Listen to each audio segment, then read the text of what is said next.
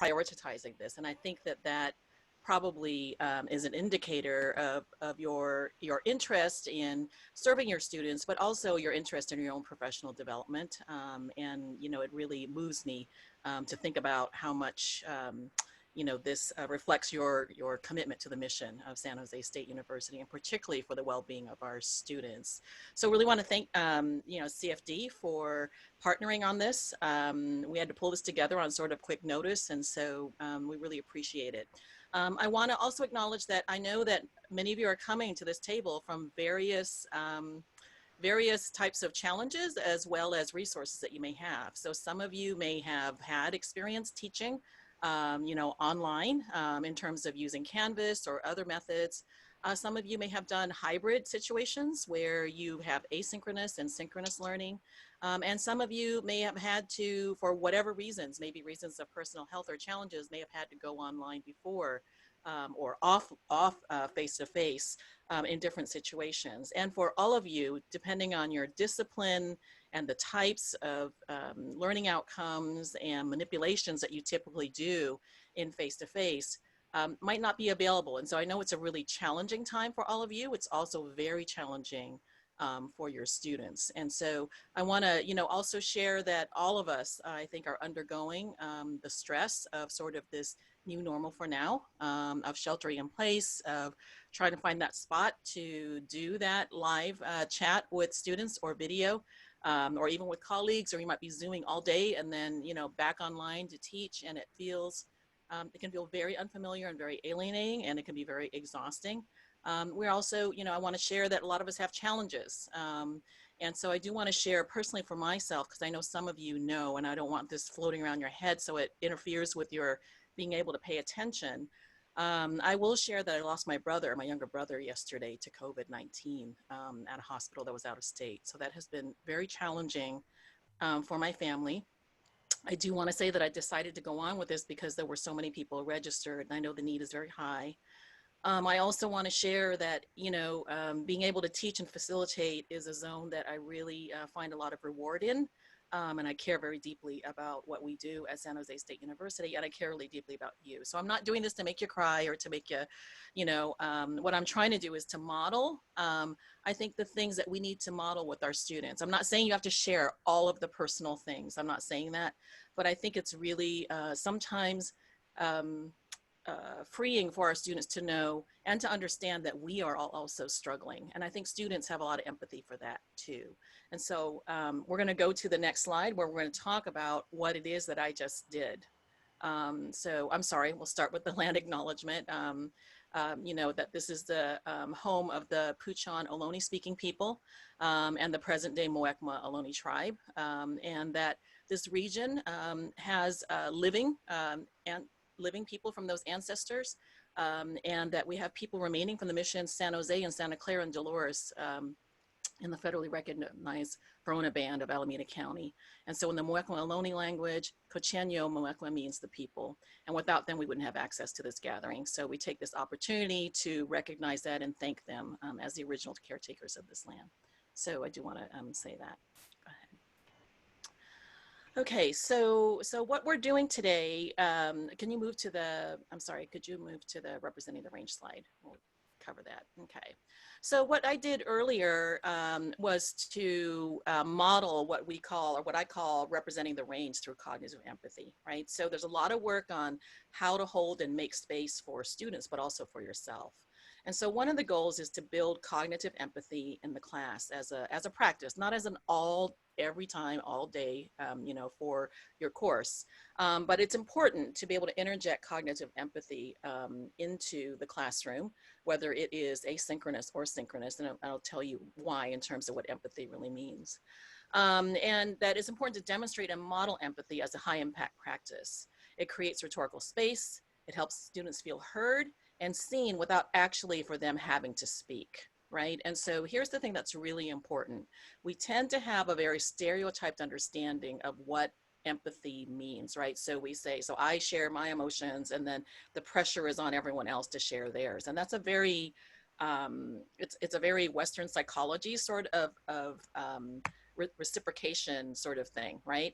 And that's not necessarily where what will make your students feel safe. They actually will feel safe if they feel heard, because you understand sort of the broad bell curve of what experiences might be, and they can place themselves in it without feeling like they have to share.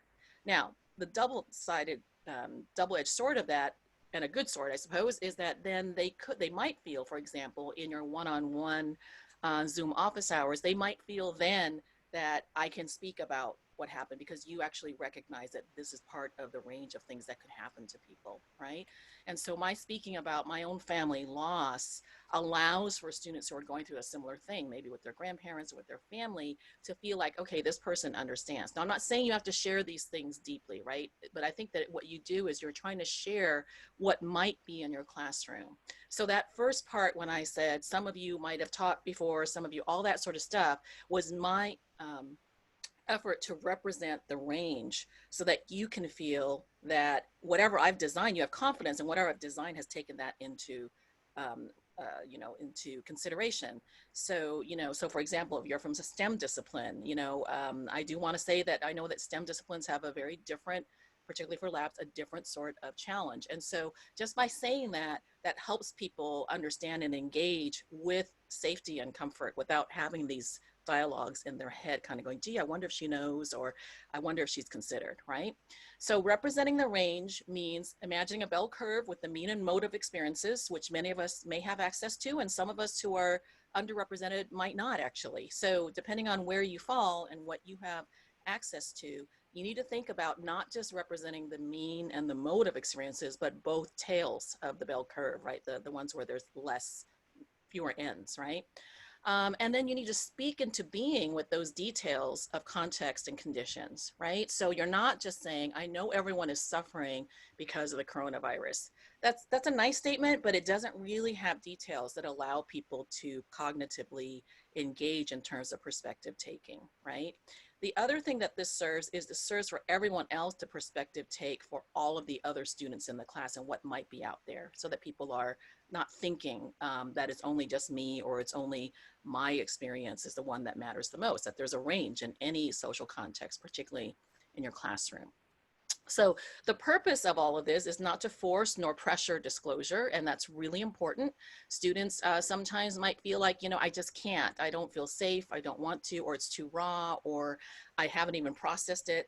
A lot of times students don't even know that they are in the process of processing it, or that they're not processing well. The purpose is to give students permission to come from a range of circumstances and experience empathy even while silent. And so I do want to caution you not to use words like, I want to normalize. Normalize can be a very tyrannizing word for a lot of people, right? So it can be, for example, for people with learning disabilities who have been told that they're not normal by, their friends or by their family members or even their teachers. And so what we're trying to do is not represent the norm. We are actually trying to represent the range. And so take that representing the range thing really very seriously when you're thinking about attaching those details and giving those kinds of markers so people can recognize that, yeah, I've known someone who's experienced that, or that seems reasonable, even though I have no access to that experience. Okay, all right, then go to the next slide. Okay. So why is empathy important in teaching? So why is it important to do this representing the range thing? So representing the range is just one technique that is fairly easy and mechanistic, I'll say. It's a good way to set the tone, but also it preps people cognitively for learning during that session. If you have a live online session, or even when someone is watching a video asynchronously. What we know from brain science is that learning is a human relational process, right?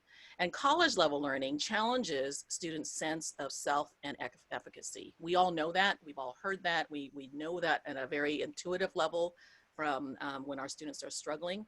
And students need to feel safe to make mistakes, to try strategies, to negotiate learning, even if they don't realize they're not feeling safe. So a lot of this stuff is not occurring, what the research shows, at a conscious level, but many times it's at a subconscious or unconscious level. You can go to the next slide. And this comes a lot from the work of Jay Medina from University of Washington, and there's a lot of other folks who are looking at empathy and the role in learning. So empathy frees up cognition and affective brain spaces. What you need to know are the things like motivation, which, you know, if you're someone who studies what you know, if you study in psychology, what are the components of motivation? It has both cognitive and affective aspects to it. And so when we trigger cognitive empathy in particular, what happens is it frees up those connections. And that is what is sort of the secret sauce, or the main connection sometimes that is not nurtured nor, primed.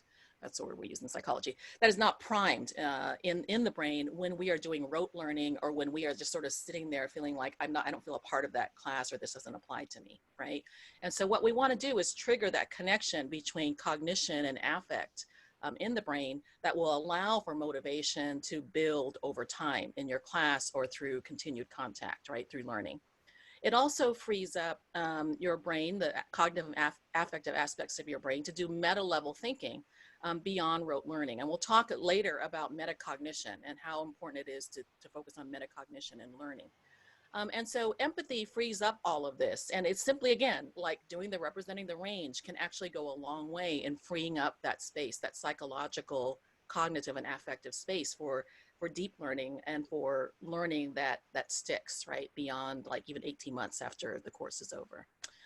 So the type of empathy that is the most, has the highest payoff is actually cognitive empathy and not emotional empathy. I know for those of you that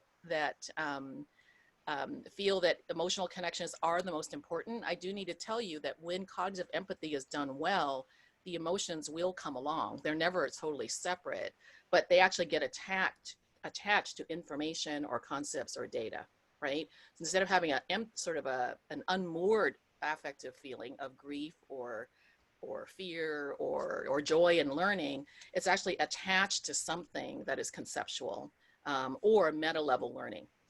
So cognitive empathy is simply deep perspective taking with details and specifics. So you don't just say, I know that students are struggling, but you say things like, I know that there are students that might be struggling who have challenges with maybe finding a space to study, right? Or a space to Zoom or whatever it is, or finding, you know, so you list, you don't have to go and list tons of them, but just 2 or 3 of them will then trigger that sort of cognitive empathy benefit for students in terms of deep perspective taking, right? So again, it's not these kind of larger summations of the things that are happening to people, but it's actually the characteristics that are really important in producing effective cognitive empathy. So I see a hand that's raised.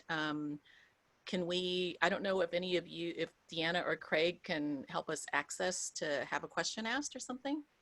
Sylvia. Okay. Yes. Hello, I'm Sylvia Bronca. Hi. I just did a PE session with my son. Anyway, I'm sorry for the non-professional attire. Oh, that's. Anyway, I wondered if it was okay if I asked a question or if you wanted us to save it for the end. Well, I think you can ask it, and then if it takes a long time, then we'll save it. Perfect. But yeah. Okay, perfect. Thank you.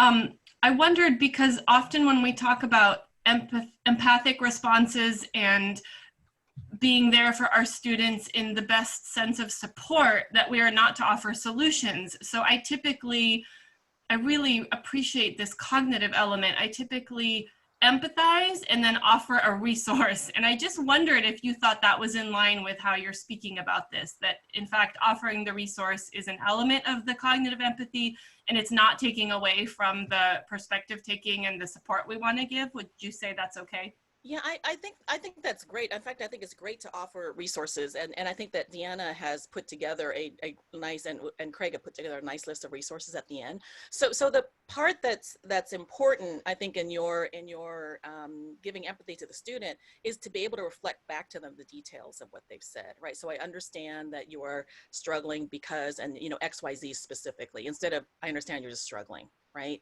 So as long as the student feels that they are heard, but it's not without feeling like it's a therapy session where you're totally mirroring what they're saying, but again, summarizing so that they know that you've heard them, and then giving a few details so they know that you actually did pay attention, right?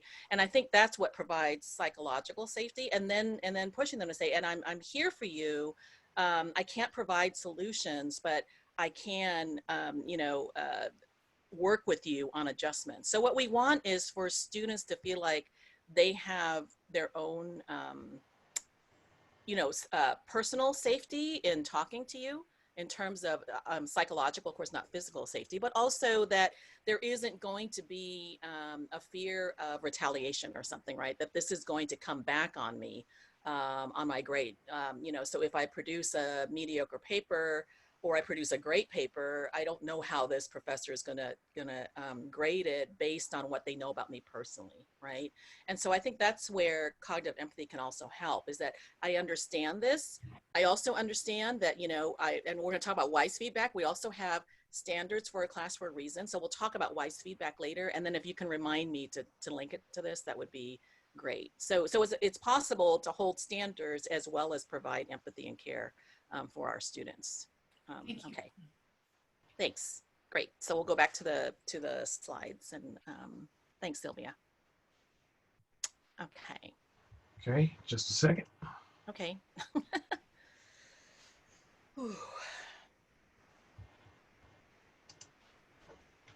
Okay. Okay, so let's go on to the next slide. Oops. Hang on a sec. Kathy, we'll skip this. Okay. All right. Okay, so let's go on to what I referenced earlier, which is metacognition and learning. It's a high impact inclusive practice. So I want to give you a warning first, which is at the bottom of the slide. Meta learning and metacognition, the literature on it has been totally taken over by AI stuff to learn, to teach how, to study how AI machines learn. And that research is, you need to stay away from that unless you are an AI machine researcher or designer, right? Because the truth is, metacognition in human beings is far more complex because of the affective component, right? It's hard to teach machines to be motivated. There's a lot of human sort of ranges of interacting with the world that robots can't do. They can mimic it, but they can't do, simply because they're missing affect, right? And so when we talk about motivation, resiliency, all those things have a cognitive aspect, but they also surely have, and we know from research, they have an affective aspect. And so the purpose of metacognition is that we want to, again, activate the connection between cognition and affect in a person's learning, so that when they are discovering something and they've struggled really hard, they actually appreciate and understand the learning and they stay motivated, or that they actually go on to the next sort of tiny micro step, right, in terms of improvement. And so metacognition is simply learning about learning, right? So your job then would be to help your students learn about their own learning path, right? And so metacognition helps students learn to, when they're memorizing, so they can actually have a nuanced understanding of, oh, I'm just learning this to memorize these few things. There might be a definition that is simple, that I just have to know it, right? And it's connected to other things. But maybe for this class or this assignment, I want you, this portion means that you have to memorize these things, and that has to happen before this happens, right? So that happens a lot, not just in the sciences, but also in any of the fields that we're teaching. The other learning is the learning to understand, right? So learning to understand how that thing is connected to other things and other concepts. Where does it fit in the model, in terms of a model of interaction or a model of reaction? And then learning to transfer and apply that learning, and then learning to produce a required product of learning, like an assignment or a project or an exam. And students tend to be more focused, as you know, on the last one, right? So they want to know, what do I need to know? What do you want from this, right? So we'll talk about that and what that means in terms of how we help students distinguish that. And then we don't want to have the pitfalls that can occur. Okay, the next slide. Okay, so metacognition is an act of reflecting on learning. It can be focused in many different ways. So focusing on one's own learning and learning experience. You focus on the real world relevance and application. This is what students ask about. It can be a meta reflection on the learning environment itself, right? So learning, how is interaction going in their group? How am I understanding the assignment details? How am I processing, this text? Maybe there's an article that, students might find, great, all those charts and everything in the middle was great, and the analysis, but the most powerful part was the literature review and the findings at the end, right? And so it's giving students permission to understand how they're interacting with the learning materials, right? And making them actually talk about it. And we'll talk a little about how you can do that. And then part of it is also sharing how you designed an assignment, an exam, or a project, and what meta learning considerations you had for them, right? So I've done this in my teaching where I say, so one of the things I did when I sat down to write this assignment for you was I wanted you to learn how to summarize, let's say, 5 very different studies on blah, blah, blah, blah, blah, right? And then you say, then this is why it's really important that I think that you learn this, from my experience, or what teachers know, or what faculty know, what scholars know, you can say whatever you want, is that when students, if you're going to get to this part in, week 7 of our course, or down this other assignment on the project, these are the things that I think you need to learn how to do in terms of your learning, not necessarily content. So this is the hard thing for a lot of faculty. We're not talking about content. We are talking about the process of learning. I need you to be able to summarize quickly from, as you're doing research in articles or you're going out there, or I need you to be able to tell the difference between an online source that is, whatever. Now that's kind of content-y, but you're talking about developing their critical thinking skills or their filtering skills. That's the meta learning part, right? And so when you do that with students, research shows that they better understand what kinds of good questions to ask you when they don't understand the assignment. If they can understand sort of the basic rationale for what your meta learning outcomes were for them, right? So this is not, students will often get intimidated because they think, oh gosh, I've got to write perfect, I've got to do all these things perfectly, and they put everything in equal weight. Now, of course, if you want, 100% paper, yes, it should be, grammatically correct. There should be, great transition sentences. There should be all this stuff. However, by signaling to them what you think are the most important things to do, they can prioritize what the learning is about. And that will help them with their final project. The other things like writing well and doing things, there are resources for that. And by repetition and reading good writing, as we know, can also help people do that. And so it's important, again, to share that with your students, so then they, at a cognitive level and at an affective level, feel safe to understand that this assignment was designed for a reason. Because what happens is students often say, oh my God, my professor had no idea what we're going through, and they designed this just because this is what they did when they were young. And so I feel like I'm getting an inferior product. When in fact, I've seen students who have come to my office who have complained about that, and I look and kind of say, you know what, this assignment is actually based on really good research, from my understanding in pedagogy, that this was designed this way. And likely this professor did not experience this themselves when they were students, because it's come a long way. And then the students feel much better. I'm really surprised. I'll be like, oh, okay, that makes a lot of sense. Yeah, she mentioned that once during lecture or something, right?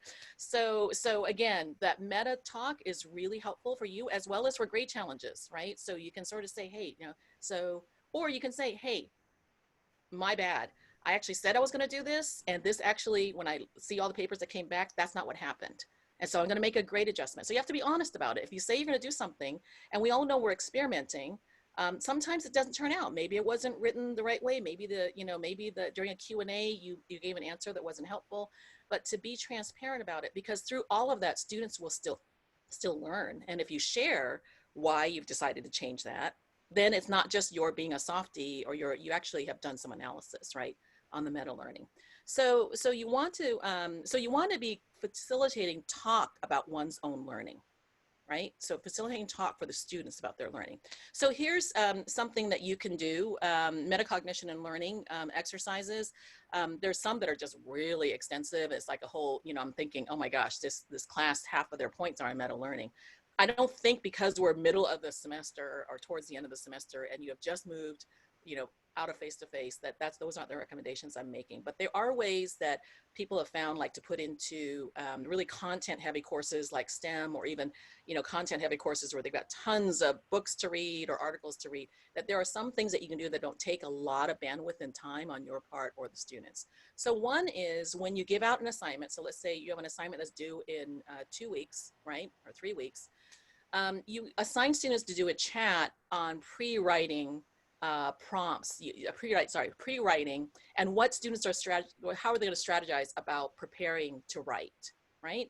And so you prompt them and you give them questions to discuss that. How are they going to plan on tackling their assignment? So it could be that I need to read, or maybe it's like, oh my God, I don't even have all the articles. Does anyone have them? So you give them permission to share and help each other.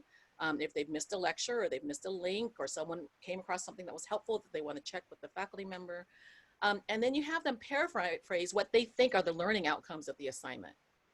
Okay, so you have them sort of guess by back engineering, what do they think are the learning outcomes of this assignment? Okay, and then assess how prepared are they for that assignment? And if they aren't, what can they do to help each other or to help themselves, or maybe even as a group, check in with the professor, right? So you can do a group Zoom or a group chat or something like that. Now that sounds like a lot of work, but these things can take as little as 5 minutes. People just write it down, and you can require that they turn it in. You can just say, you know, throw it into, you know, whatever, upload it onto Canvas or something. It can be very short. It can be just bullet pointed, right? But just making them do it will increase, again, their engagement with the assignment, their motivation to do it, and make them feel comfortable about strategizing and leaning on each other, as well as coming to you for help. Design check-ins on how the learning is going for the assignment. So I would say like a week later, and sometimes most of you do it even more because students sometimes are, you know, the next class they have their hands up and they want to ask a question, but design a check-in on how the learning is going for the assignment. So, you know, not just what you want out of the assignment, but how is it going? Do people have access to articles? Do you have a space to study? You know, what are the conditions and the learning that is going on? And then after that, then the details they might have about the assignment. And so doing that will also increase their motivation and resiliency because it shows that you're aware, right, of the conditions that they're working under. And then to turn in with your paper or your project, require a 1-paragraph summary. What did they learn about their own learning? This is not a content question, right? What did they learn about their learning? I learned that I have a hard time writing introductions, for example. Or I learned I have a hard time starting writing, said every grad student ever, right? I learned that I like to spend more time taking notes and reading, or I learned that I procrastinate and wait too long before I get the articles and didn't realize I needed it. You know, that sort of thing. Or I learned that I really improved since my last time I wrote a paper like this, okay? Have them write about what hampered or helped their learning process, and then have them discuss what can be done or not done to enhance, reduce, or accept the hampering or the helping in their learning. There are some things that are not going to be fixed this semester, right? So there are some things that are just going to be insurmountable. There are some things that are going to be very highly personal that cannot be surmounted, right? So grief from losing someone, all those things can be in there as well. Again, you're not requiring people to disclose, but what you're helping students do is to strategize about their learning and their learning environment and the resources they need for resiliency to complete the semester. And so this is an exercise, again, a lot of the motivation and stuff is going to occur at the unconscious level. Students won't even recognize that they're feeling more motivated or more engaged. But the research shows that it does actually engage students more deeply in the project of learning, which is really important because we actually don't really do that a lot in a lot of our teaching, is to talk about learning, right? To talk about the learning process versus just the content. Okay, all right. So let's go to the next slide. Okay, so I don't know if Craig, do you want to take over on the synchronous and asynchronous instruction? So should we wait for Q&A to the end if anyone has questions? No, okay. All right, so Craig, you can move on so we can keep on schedule and have a robust Q&A at the end, I hope. Sure.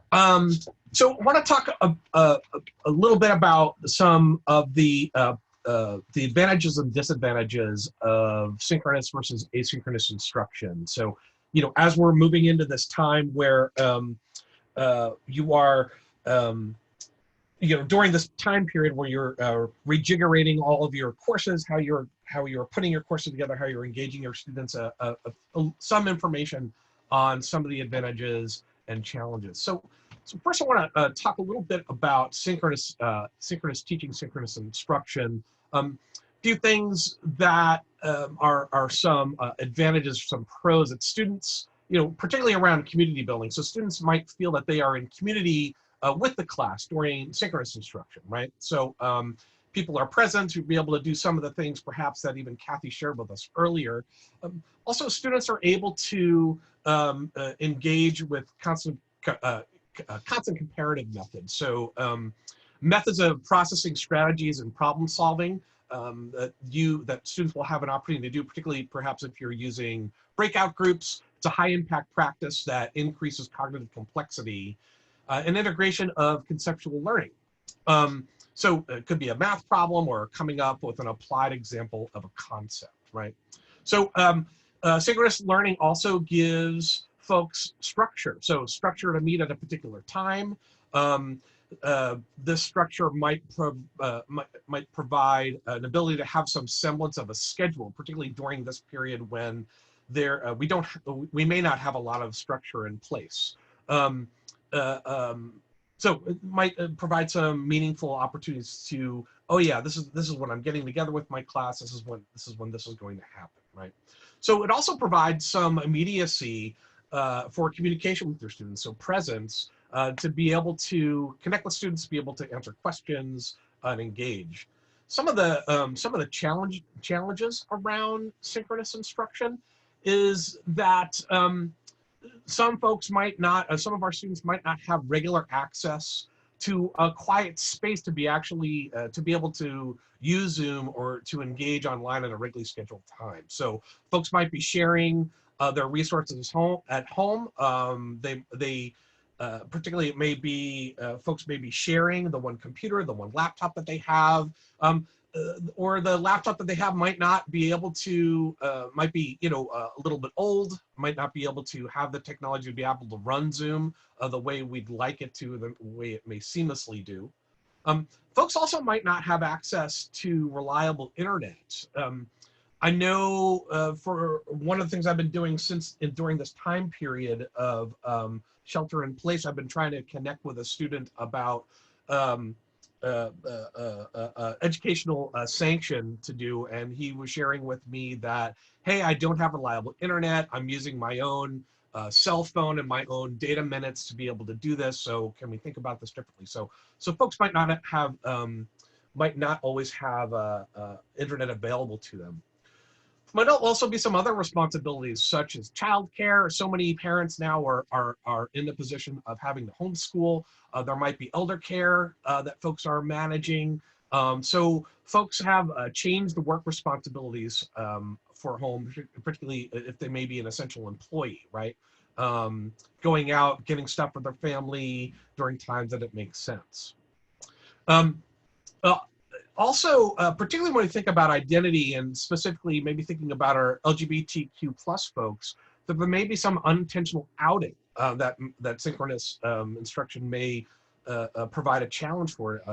So it may produce fears that their families may learn of their status or other information they may wish to keep private from their families during live instruction. So moving to asynchronous instruction, some of the advantages and challenges. So asynchronous instruction, one of the advantages is time flexibility. For some of those challenges that we noted on the last slide, folks can adjust their learning schedules to fit, their competing responsibilities. Might also feel less pressure to perform in front of others in an online discussion, whether that be video or through audio. There's not that sort of in the moment pressure, perhaps. Uploaded videos of lectures could help, with connection with the instructor as well. So some of the challenges around asynchronous instruction is for folks who are doing their own learning on their own time, maybe harder to ask for clarifications on questions in the moment as students are experiencing, say, if it was a video or something, or reading an article or something like that. Students might not have the confidence to email the professor the question they might have, particularly if they're managing some thoughts or feelings around imposter syndrome or working with some challenges like that. So particularly for some of our marginalized students. Okay, so it may not be, so folks may not be up with their regular readings or because there's no pressure to have it read by a particular class time, right? So so having less structure here is something that might also be a challenge for some of our students. In terms of isolation, folks may feel like they're taking the class by themselves, or it's harder to have a connection with their peers to be able to ask questions. So also delayed communication, as we mentioned earlier, feedback might be delayed through email responses or online office hours. So a few suggestions to balance these two modes is to perhaps to meet at least once a week synchronously, supplement asynchronous modules with virtual office hours, offer both individual and group office hours, and remember that quality of faculty-student engagement is a key high impact practice for student achievement, matriculation, and also sense of belonging to an institution. So Kathy, would you like to pick it up over here? Okay. Got the next slide. Okay. Nope. Okay. So, you know, what we know from research on bias, and this is pretty consistent, I think probably for at least no, actually, you know, when you say it was 25 years ago, it was actually like 40 or something like that's ever happened to anybody else. So it was about 50, probably like the last 50 years. What we know is when individuals are under a lot of duress, which of course we are all as a nation and world under a lot of duress, that we tend to regress back to the biases that we had when we were growing up, right? So the era that we grew up in, and so for many of us who are older, like myself, the era that you grew up in, you were socialized to have many biases that that still are in there, but you have overridden. So we know from research that people can't override their biases. I'm going to do a quick aside to tell you how we know this. If any of you have ever had an elderly friend or someone who was younger who had early Alzheimer's, onset Alzheimer's or some sort of dementia, and these people were people who were feminist, very inclusive, worked really hard in social justice and other arenas, and maybe were motivated other people, were highly connected. And as they start losing elements of their cognition, what can happen is that they'll start suddenly using slur words. They'll say things that are incredibly sexist. They'll use vocabulary that even some of their own family members and their own children have never heard them use, right? And it's of course deeply disturbing, and there's a lot of grief for the family members around them. But what it shows, and when we look at cognitive studies in gerontology, is that people still have a lot of their basic values that they learn through early socialization in them. So that's really sad, right? In terms of if you look at it as a really depressing sort of finding, and I'm sure if it's one of your family members, it's very depressing. But what it shows in terms of hope is that people are able to override a lot of their early biases in terms of behavior. And we know from looking at embodied practice, the more that you practice and move and live your world in a way that you have learned, the more likely you are to take on those values as your core operational values. And so what happens during times of duress is those core operational values kind of get a little bit frayed, those connections get frayed, and we start reacting in ways that are more based on survival or stress. I'm not going into this evolutionary theory sort of thing, but you can regress back to those basic biases that we all grew up with, right?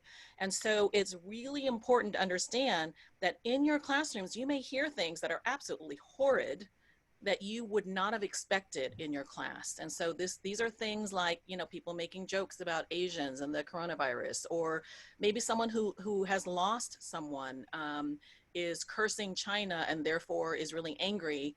But you know that you've got students in your room, not only who are of Asian descent, but also maybe married to, friends with, children of, cross-adopted with, whatever, who are Asian descent. And so it's important for us to understand that this can even come out of our own mouths, right? And so that is just a condition, right, of human beings. And so when you are someone who's a faculty member, you've got to sort of pay attention to those things, but also have some understanding of teaching, right? Teaching people to work through these, but not to sort of la la la, I'm gonna pretend that didn't happen, right? So it really is optimal for people's biases to come out, right? Now, one thing that really corrects a lot of that is, again, cognitive empathy. It actually does, because when you're representing the range and you're talking about the range of experiences, it bypasses that automatic thinking, because the next time you hear something, you're wondering, oh, I wonder what the background is behind that, versus, oh, I know that student is blah, blah, blah, right? Okay, so next slide.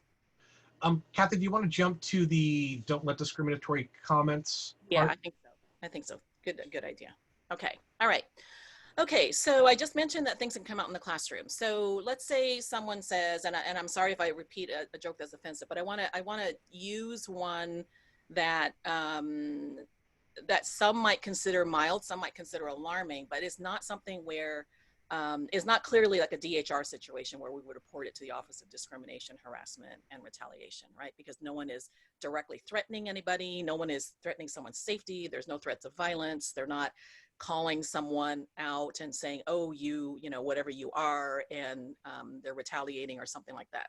So for example, someone could say, hey, you know, I have a, you know, a coronavirus joke, and then it's about Chinese people, right? So let's say it's, and the person says it with a smile, and they say it online or they chat, okay? So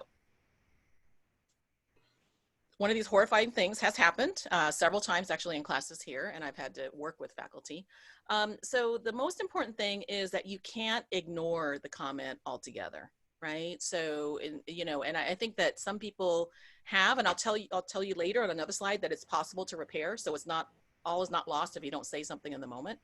But it is important to call it in or call it out, whatever you want to say.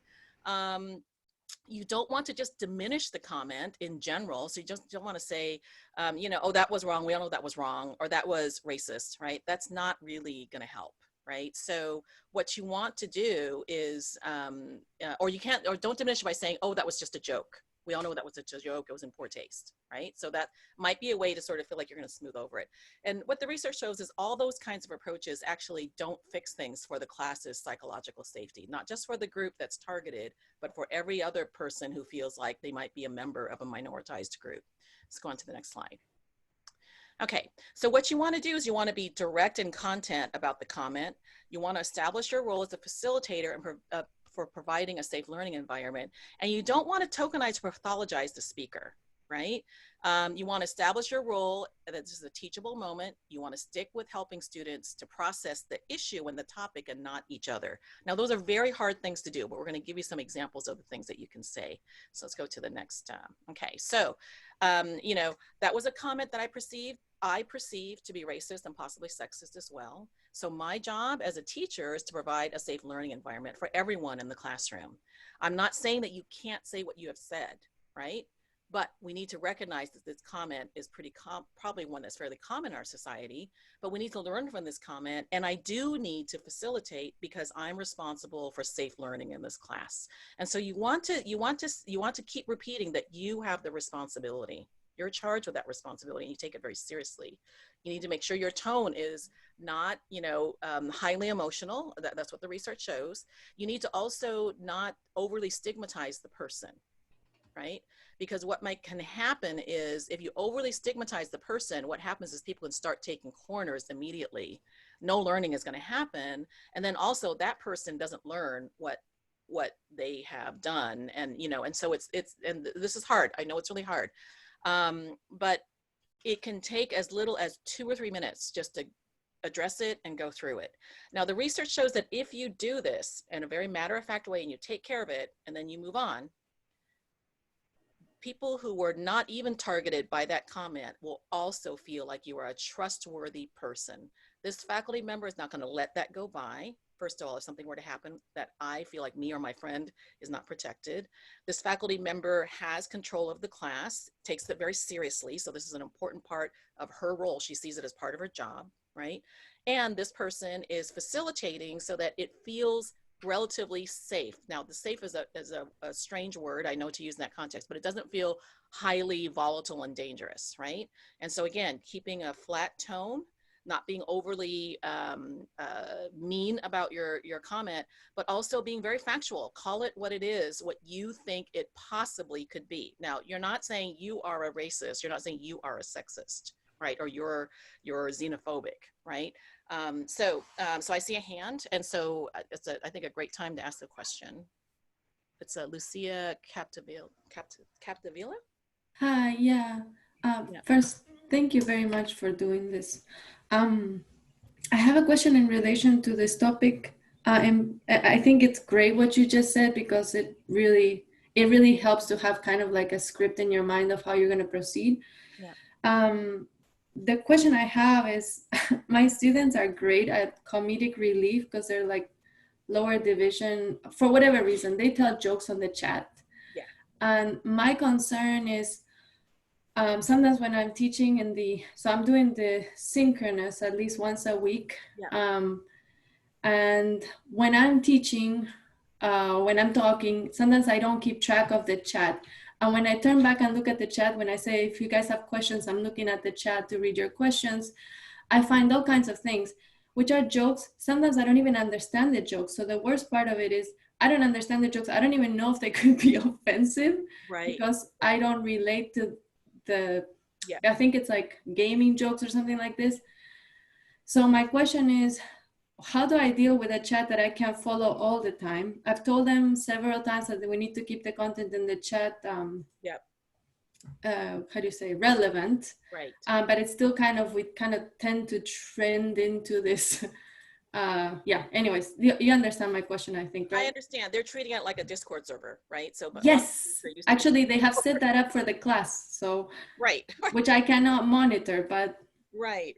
So you have an excellent question. So I would say that, first of all, I think that it's totally relevant for you to ask them to stick to, the course content, with an understanding that you're not being militaristic about it, right? So they might slip, but that, it's also perfectly relevant for you to review them later and say that I have some concerns, right? And so, part of my concerns are some of this joking is, it's for building community, but I'm also concerned that it's distracting from learning.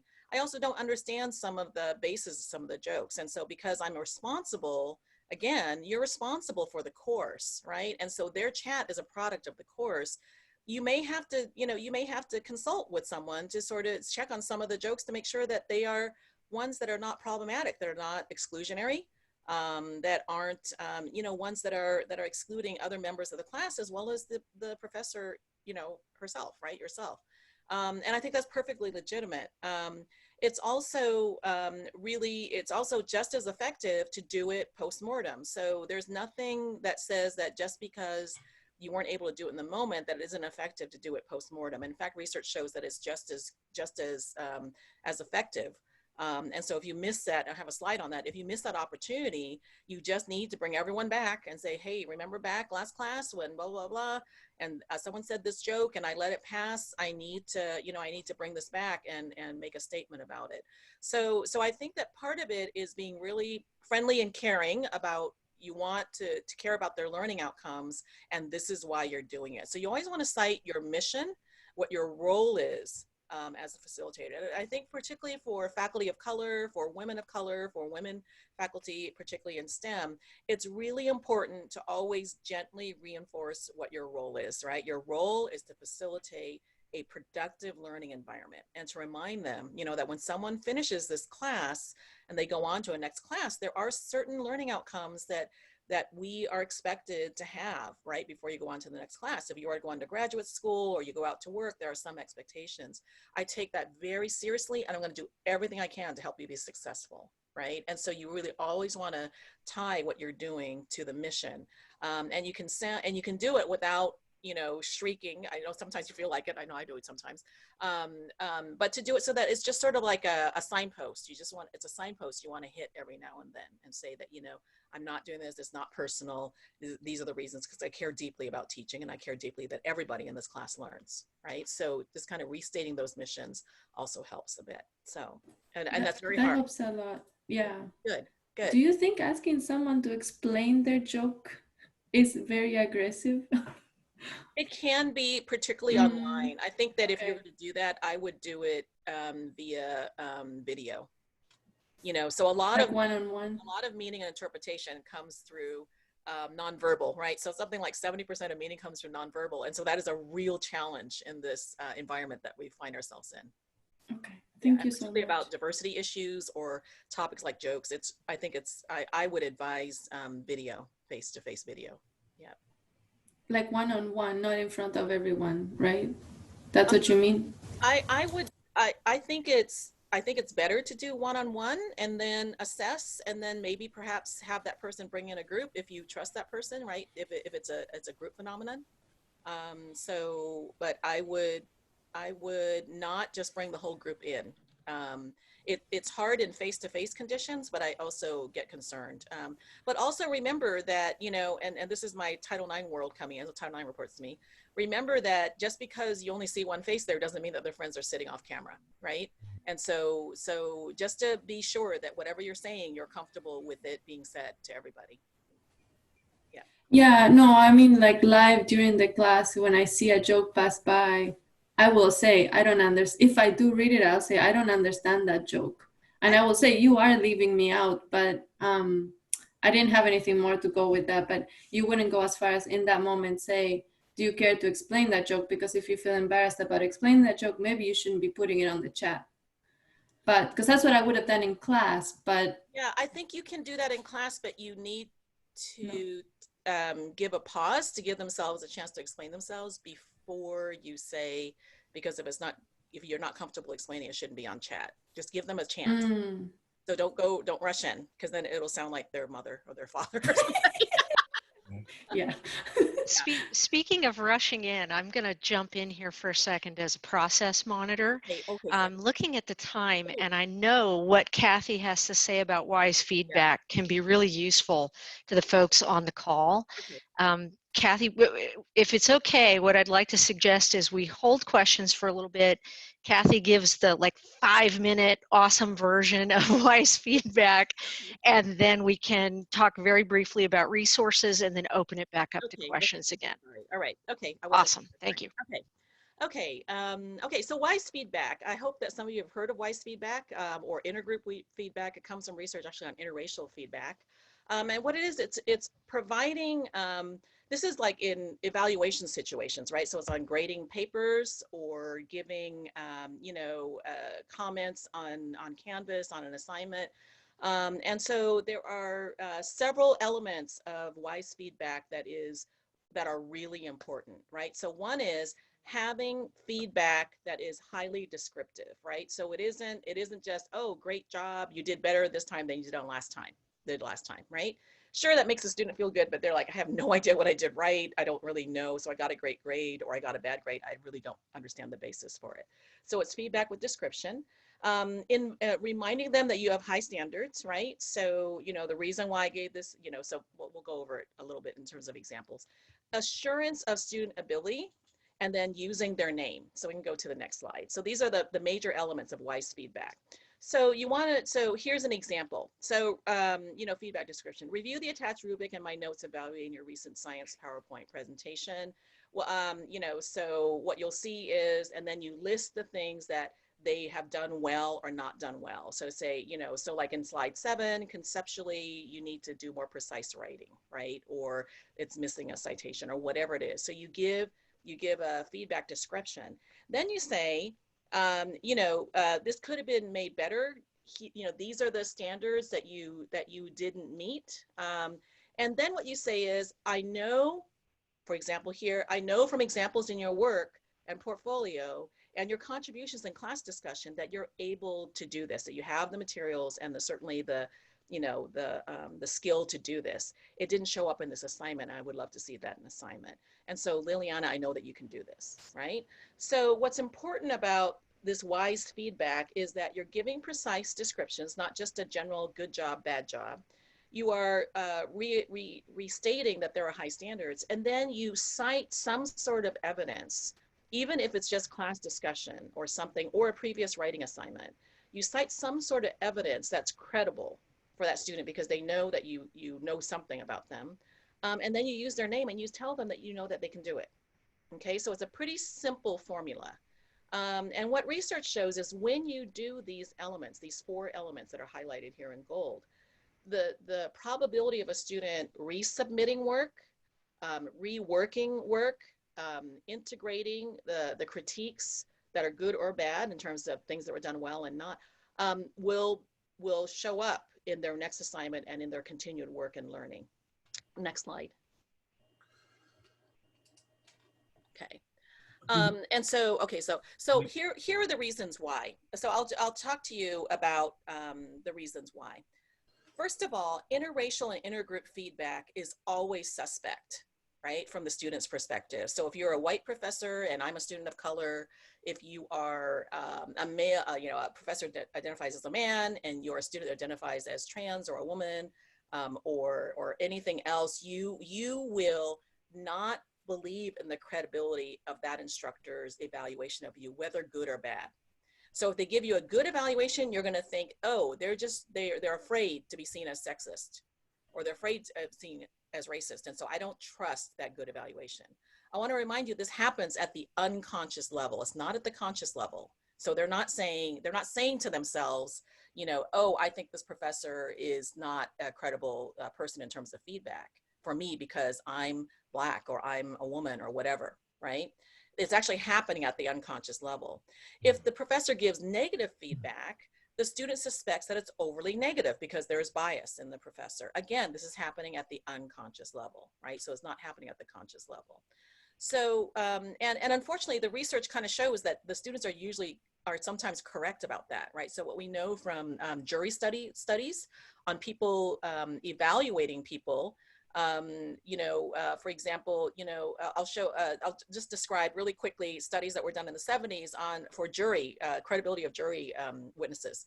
We wouldn't do this today because IRB would never allow us. They had, in one lecture hall, a white man came in, jumped up and down, wearing specific clothes, waved something that looked like a gun, and then left. And then people who were detectives came in, or whoever they were, and asked people for descriptions of the person who came in. And they talked about what he wore, and they talked about what he did, and he stood over here and he jumped up and down. This is what he said. Something he was waving in his hand looked like a gun, right? So that fairly okay description. In another lecture hall, they had a Black man do the exact same thing, wearing the same clothes, waving the same thing, saying the same stuff. And what they got instead were not descriptions, but evaluations. Okay, so evaluations of what he did. He appeared crazy, he was dangerous, he wanted to shoot people, we were scared. It was also about their fear. They could not get good descriptions of actually even what he wore, whether he had glasses on, all over the place, right? And so what we know is that in conditions where and of course most of us are not in these situations where someone's waving a gun, right? So I don't want to make that comparison. But coming out of those studies, people started wondering, is there intergroup feedback bias, right, in teaching, right? And so they started using these studies to then sort of develop what's effective, not only for the student, but also for the teacher, right? So you're doing this also bypasses your bias pathways to jump to evaluation versus remembering the details and thinking clearly about what your student has done, okay? And so WISE feedback has probably, the research has been around for at least close to 20 years, I think, in social psychology. And so this WISE feedback is really important. It's very formulaic, but it works really well. I have had students tell me, my gosh, this is, and I didn't spend any more time grading than I used to. We're really happy that they learned in the class and they were motivated to resubmit papers, right? So again, it's very formulaic, but the students aren't going to recognize it as formulaic. They'll just say that this is what Dr. So-and-so does, right? And they'll again, it's all happening at a subconscious level. So WISE feedback is used a lot in STEM. I know that I've done a lot of training with NSF advanced grants with faculty. Probably 2/3 of the veterinary schools have been trained in this by me and other folks. And so WISE feedback really took off in the sciences and in the medical education fields, and it is found to be just really, really helpful. It works all in other disciplines too. So Deanna, thanks for saying that. This is important, and it's something that can be easily done. So I think that kind of ends our teach session. I provided some citations, and one thing that I want to mention for those of you who want to read, you know, I read all the time.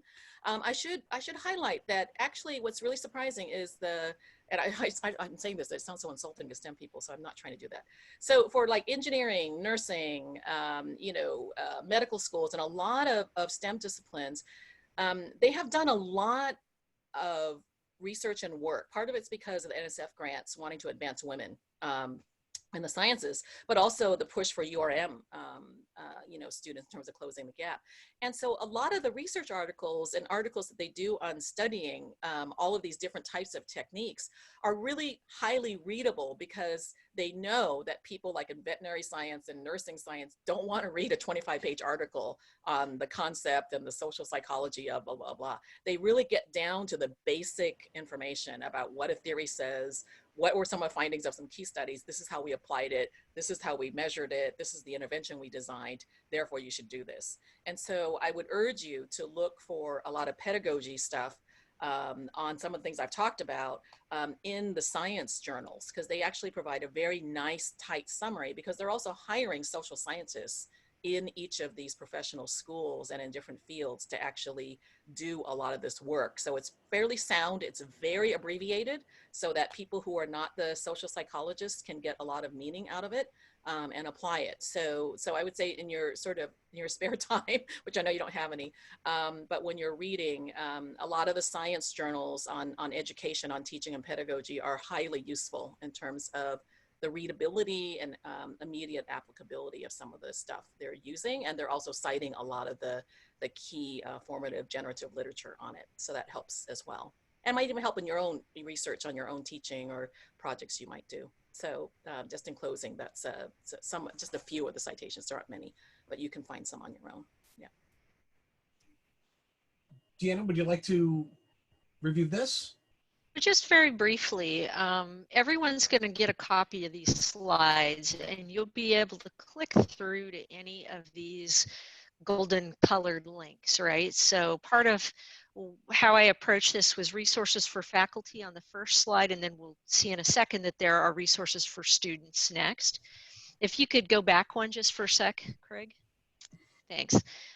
Here, you know, you can see the link to the ODEI website and their number. We can get you in touch with Kathy or Craig as you need. You'll find information for CFD and for eCampus, and we're one of the few campuses where those two units aren't co-located in the same office. So for various educational technology and instructional design questions, Jennifer's going to be your main expert, but my expertise is in instructional communication and critical approaches to that. And so I'm happy to also field questions around design, pedagogy. And I know a little bit about those ed tech tools to be armchair quarterback, but I also know when to involve Jennifer. For those of you with questions around incompletes or how to be maximally flexible with our students, Thalia and Agnos would be an excellent resource for you. Mark DeLarco for graduate seminars. I'm very happy to connect you with those folks, or to field questions and then help you decide when to involve those folks. And then as you're feeling any concerns around, in addition to your own health provider and any mental health related considerations you might have, Empathia is the employee assistance program that we have at San Jose State. You can find a link here to the behavioral intervention team if you fear for a faculty or staff member or student and their safety. And then also, if you want more information about leaves at this time or those policies and processes, and if you have any questions around RTP or evaluations for lecturers, whether cumulative or annual. If you're not sure to whom to direct your question, please just let me know, and I'm happy to help you figure out who the right person is to ask the question. Craig, can I see that next slide, please?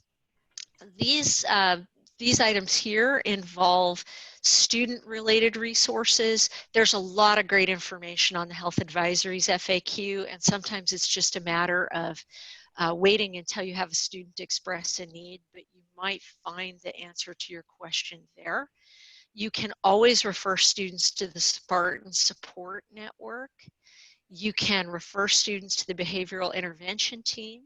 And then I've dropped in some other links here as well around mental health support, online tutoring support. Many of the student success centers are offering support in remote modes, and eCampus also supports students who need help with Canvas, with Zoom, with Respondus lockdown browser, you name it. eCampus helps students as well, and I know they're hard at work on a Keep Learning website. And so right now those resources are embedded in the remote teaching websites, but they're going to come up with a student-facing URL as well, and that should be available very soon. So you can look forward to some information around that. And then when you have the slides, all of those are live links. You can click through to any of them as you need. So at this point, how about, I can see there's some excitement in the chat. I'll go back into that in a second, make sure I haven't missed anyone. But this would be a great time, I think, to turn off the recording piece. And those of you who have questions that you'd like to ask Kathy or Craig or me, this would be a great time. And you can let us know you have a question by raising your hand in the participants window, and we'll be able to follow up with you one at a time. And thanks so much to our speakers too. If you have to hop off the call, you can also give a shout to them in the chat window and let them know what you appreciated about today's session. And if you do have to jump off right away, just